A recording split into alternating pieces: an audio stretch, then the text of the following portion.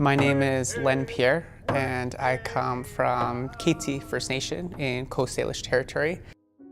Traditionally speaking, our communities have so much love and so much care that we come from this very, very passionate point in our families' lives by saying, don't do it, I love you too much, just stop, and just quit. That's abstinence, and we call that being clean. But the problem with that is when we deliver those kinds of messages to people who use substances, it's very shame-based. But when we introduce the notion of harm reduction allows for so many more steps to be included. It allows for way more room for love and care, support along the way, and making sure that they're included in their decision making. And as Indigenous people, we've always had that way about us. We've always had no decision without you or for you unless you or we're working together. But that I'm going to make sure that you feel loved and cared for, and that I will support you in whatever you think that would work best. You know, because there's a story I tell, right? There's like this side, addiction, this side, the red road. I don't understand why it's called the red road. Maybe someday somebody will tell me. And there's the bridge, right?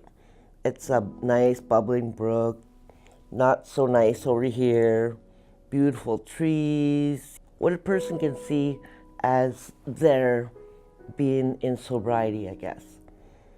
And the bubbling brook with all nice stones and stuff, and it's running fast. Some people can go across the bridge pretty like abstinence or NAAA, and then there's like me. I'm like to look at the grass, lay down, and take my time. And if I start, then I'm like crossing under the bridge or by the bridge with these stepping stones of these rocks through the creek. And sometimes, every once in a while, I'll fall, slip, you know, feel like I'm drowning. What do? I get back up and start all over again, you know. And that's how I see harm reduction, and that's how I see where it's not just black and white. I'm on my own healing journey, and it's working for me. You know, education around what, you know, the reality of someone who is, you know, has a severe addiction, what their life looks like. You know, it's a struggle, it's hard. You know, it's people, you know, they're homeless a lot of the time, they're hungry a lot of the time, they're cold a lot of the time. You know, they don't feel loved, they don't feel safe, they don't feel supported, they feel judged by all of society. You know, so having all those things against you and saying, oh, you just need to clean up. You know, it's kind of, no, you need to feel safe enough to be, you know, even broaching those subjects. Like, you know, for me, I never go in with an agenda that people need to get clean. I want people to be happy and healthy, you know, whether that's someone who's still actively using, that's up to them, that's their individual choice. Well, I believe we're all here and put here to help other people. That's our job in life, that's the sole purpose why we're here. And it's our responsibility to look out and look after everybody. And we do that in our own communities. And I see that a lot down here in the downtown east side as well. But we're all family, we're all related. So we all need to look after each other. And what better way than harm reduction? Well, the thing for me, it's about bringing back the culture back into our lives. Going back to doing stuff how we used to do it, you know, telling stories, telling people, even if you're in your addiction, that you can learn about your culture. I think that's part of harm reduction, is being able to take care of Mother Earth. You know, that's what actually Aboriginal people, what our jobs were supposed to be, is caretakers of the land. What I've learned is that harm reduction is in much more alignment with who we are as Indigenous people.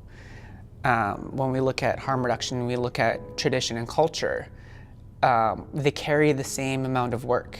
They carry the same amount of weight. And that weight is care and compassion, it's inclusion, it's patience, it's looking at things more cyclical. It's not a one-shot linear approach, which is when we have this linear one-shot approach, it's a very colonial mindset that we've learned from residential schools and being put onto reservations and pitting one another against ourselves. But harm reduction really takes a team approach, a family approach, a community approach, recognizing that the wellness for one is wellness for all.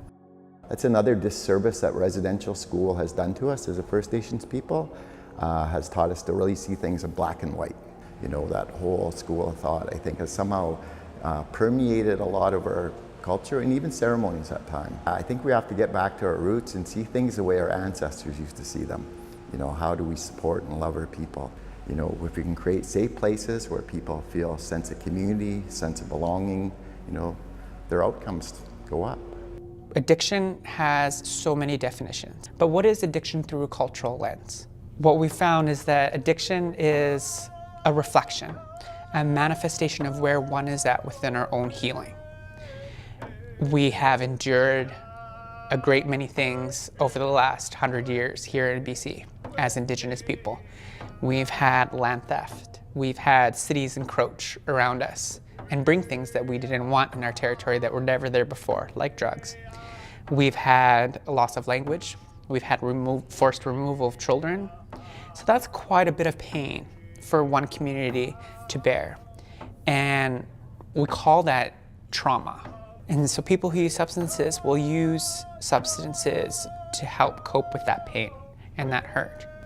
So when we change and transform our conversations about addiction from not addiction, but it's actually just where one is at within their healing, that's where we find the mesh of our two different views coming together. That's where we meet and we can agree is that addiction is healing and harm reduction is a way we can protect our people from inflicting further pain outside of the trauma.